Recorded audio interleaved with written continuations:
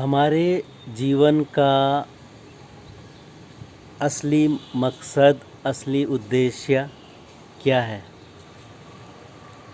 यदि मुझसे पूछा जाए तो मैं अपने जीवन का उद्देश्य बोलूँगा, इस जीवन को शांति से, आनंद से, खुशी से और संतुष्टिपूर्वक गुजारना ही मेरा जीवन का उद्देश्य है।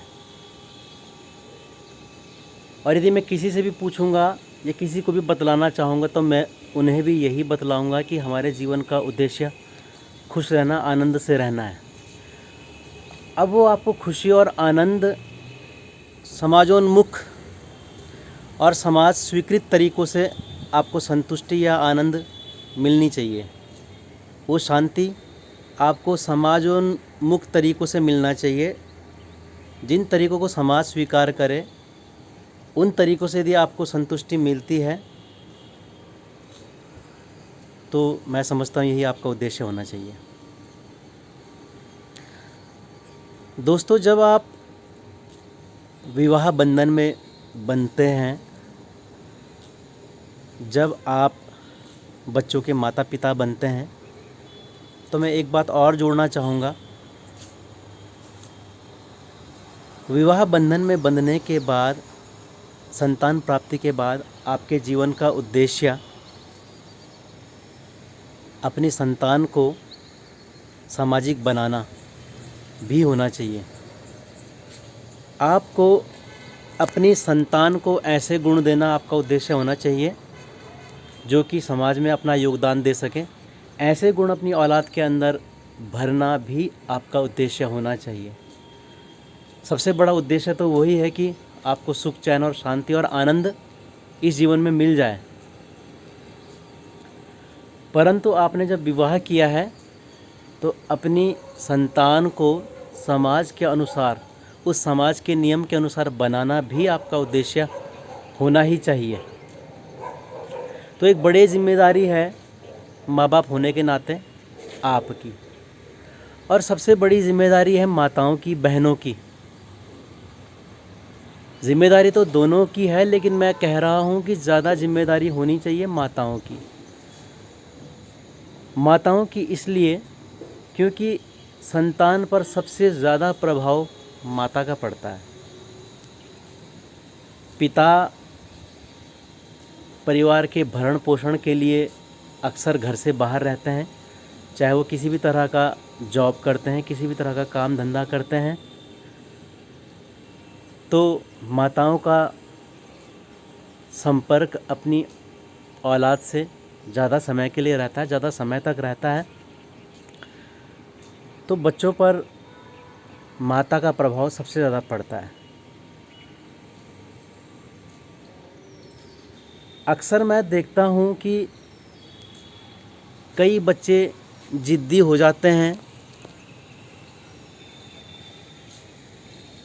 कहना नहीं मानते हैं, या उनको मोबाइल फ़ोन चाहिए होता है।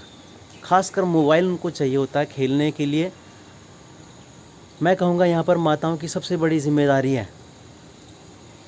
यदि खुद आप मोबाइल पर ही लगे रहेंगे तो बच्चों को कैसे रोकेंगे? आपके पास वजह होती है मोबाइल चलाने की, मोबाइल का अति प्रयोग करने की। आप कहते हैं कि सारा दिन हम बिज़ी रहते हैं खाना बनाने में, घर के कामकाज में,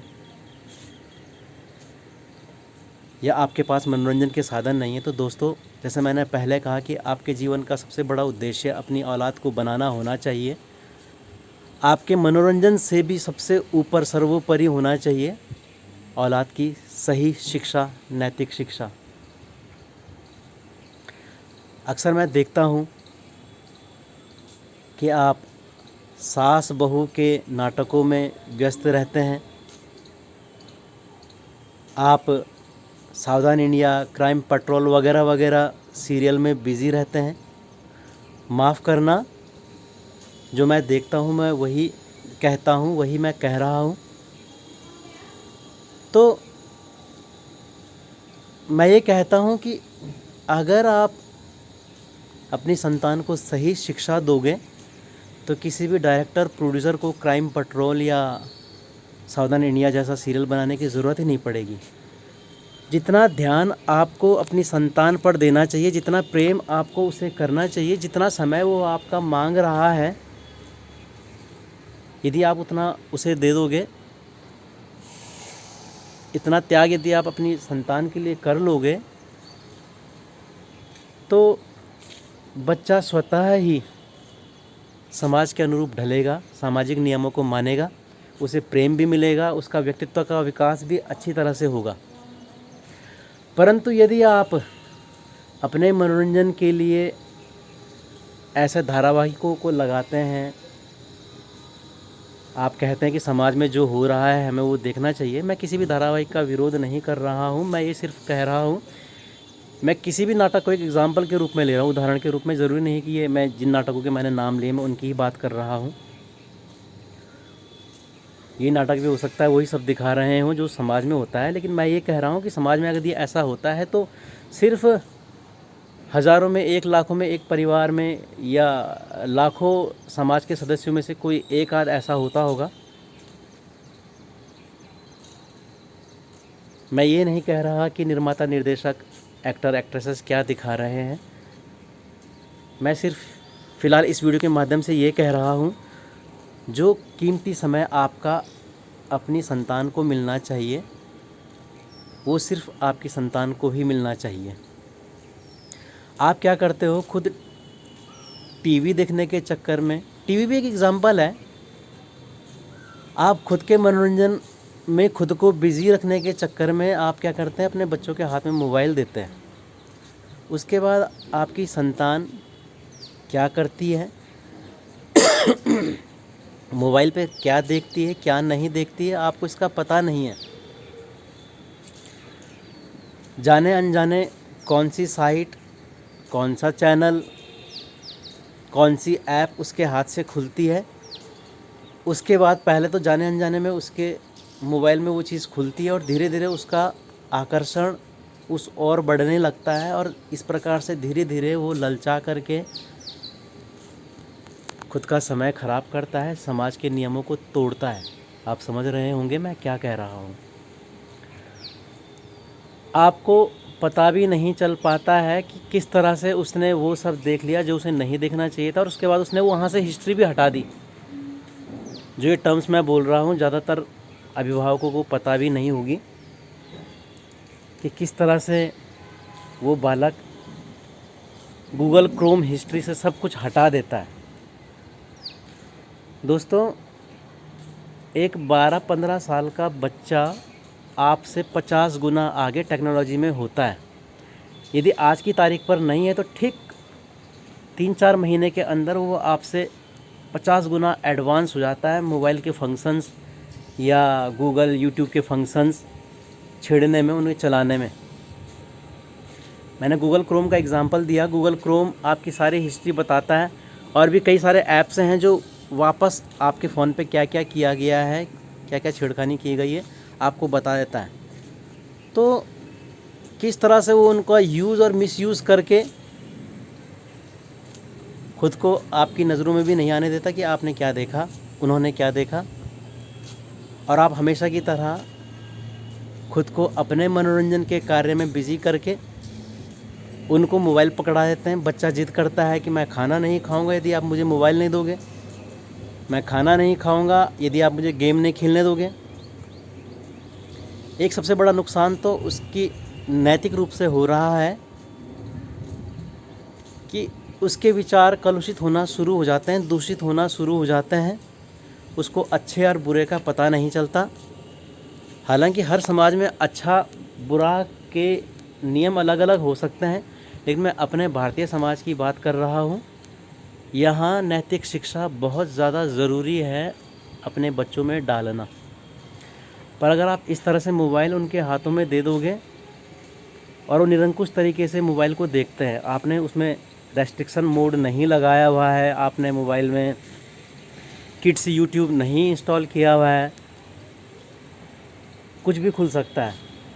आपको तो थोड़ा देर अपने नाटक देखने होंगे या अपने पड़ोसी से गपशप लगाने होंगे, तो आप अपने बच्चे के हाथों में मोबाइल इसलिए दे देते हैं कि आपकी गपशप में, आपके मनोरंजन में आपका बच्चा व्यवधान ना डाले तो आप उसको मोबाइल दे देते हैं कि चलो थोड़ी देर मैं बिज़ी रहूँगी अपने गपशप टाइम पास में, और बच्चा इतनी देर डिस्टर्ब नहीं करेगा, आपने उसे मोबाइल दे दिया। लेकिन मोबाइल दे देने के बाद और भी क्या क्या चीज़ें हो सकती हैं जो आप सोच भी नहीं सकते हैं।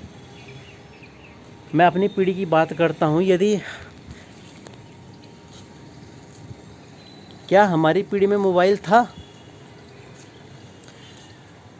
क्या हम बड़े नहीं हुए? क्या हमने खेला कूदा नहीं? क्या हमारा मनोरंजन नहीं हुआ?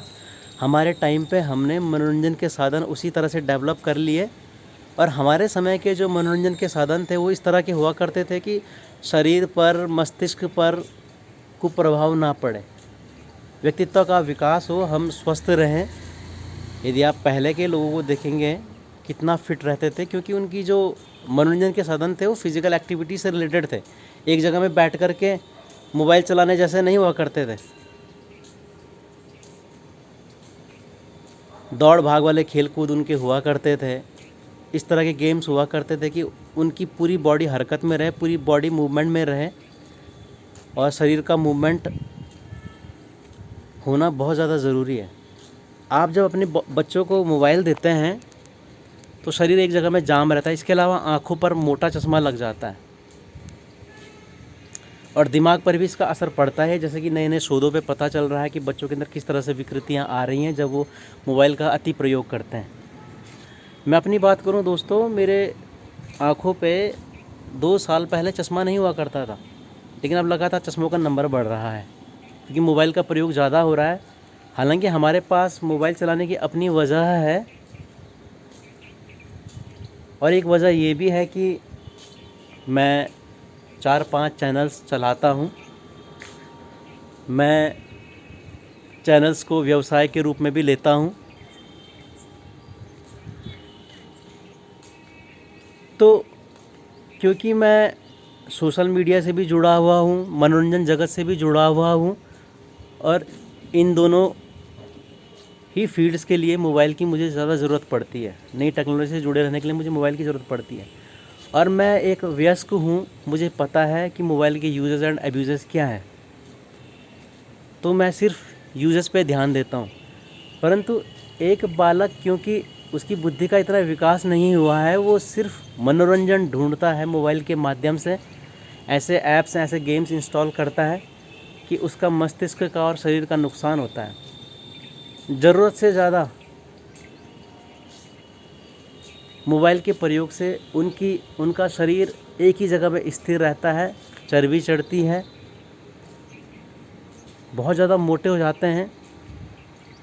एक 8 साल के बच्चे का 60 किलो वज़न होना कितना नुकसानदायक है, आप सोच भी नहीं सकते। हमारे मोहल्ले में ही एक बालक का 12 साल के बच्चे को हार्ट अटैक हुआ। वजह उसकी मोटापा ही बताई गई, ज़रूरत से ज़्यादा वो मोटा हो चुका था। और मुझे लगता है मोबाइल एक बड़ी वजह है मोटा हो जाने की इन बच्चों की, क्योंकि बॉडी मूवमेंट तो हो ही नहीं रही है, बॉडी एक जगह में जाम है, बाहर वो कोई गेम खेल ही नहीं रहे हैं। मैं कहता हूँ यदि आपको अपने बच्चों को बहुत ज़्यादा ज़रूरी है, इंगेज करना ही है, वो बाहर नहीं खेल सकते हैं। आप इस तरह के माहौल में हो कि बाहर ट्रैफिक ज़्यादा है, एक्सीडेंट का ख़तरा है, तो ज़्यादा ज़रूरी है तो आप उनको टीवी पर ही इंगेज कर दीजिए। टीवी देखने से इतना आँखों का नुकसान नहीं होता है। आप क्या कीजिए, कोई अच्छे चैनल्स आते हैं, नैतिक कहानियों के चैनल्स हैं, कुछ कार्टून नाटक हैं जो काफ़ी साफ़ हैं, काफ़ी, आप इस तरह के क्यों नहीं दिखाते उनको। मोबाइल तो आपका लास्ट ऑप्शन भी नहीं होना चाहिए बच्चों को देना। देते हैं तो समय सीमा बांध दीजिए, 1 घंटा, आधा घंटा, 1.5 घंटा या 2 घंटा। अनलिमिटेड ना दीजिए उन्हें। वो क्या कर रहा है, आपको सिर्फ ये दिख रहा है कि आपका बच्चा मोबाइल में इंगेज हो गया है, और मोबाइल में इंगेज होने के कारण आपको परेशान नहीं कर रहा है, जिद नहीं कर रहा है, लेकिन आपको ये पता नहीं कि वो कितना नुकसान आपका, अपना और इस समाज का कर सकता है मोबाइल के अति प्रयोग से। क्योंकि उसके दिमाग में वो छननी नहीं लगी हुई है जिससे कि वो अच्छाई और बुराई को छान सके। अपने शरीर का भी नुकसान करेगा, आने वाले समाज का भी नुकसान करेगा। तो मैं ये कहता हूँ कि यदि आपने मोबाइल देना ही पड़े पहले तो ना दीजिए, स्मार्ट टीवी ही ले आइए, दूर से बैठ के दिखेगा, आंखों का नुकसान नहीं होगा। और उस पर कंट्रोल भी रखिए कि वो सिर्फ वही चीज़ देखे जो उसके लिए अच्छी है। आज हो सकता है कोई बच्चा अगर मेरे इस पोस्ट को देख रहा हो तो उसे बुरा लगेगा कि क्या क्या कह रहा हूँ मैं, परंतु जब उसकी समझ इतनी विकसित हो जाएगी, जब वो अच्छे और बुरे की समझ उसके अंदर हो जाएगी, तो उसे पता चलेगा कि मैंने जो भी कहा ठीक कहा। कल जब खुद वो एक अभिभावक बनेगा तो उसे मेरी इन बातों के सत्यता का, अच्छाइयों का पता चलेगा कि मैंने ठीक कहा। एक अभिभावक होने के नाते मैं ये चाहता हूँ कि बच्चा वैसा बने जिसको कि समाज भी बढ़िया माने, जिस समाज में वह रह रहा है, समाज स्वीकृत तरीके से वो आगे बढ़े, नैतिकता उसके अंदर हो, भाईचारा उसके अंदर हो, धर्म उसके अंदर हो।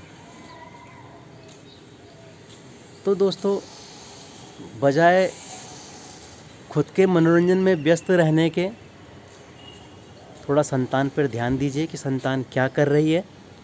उन्हें बहुत ज़्यादा मोबाइल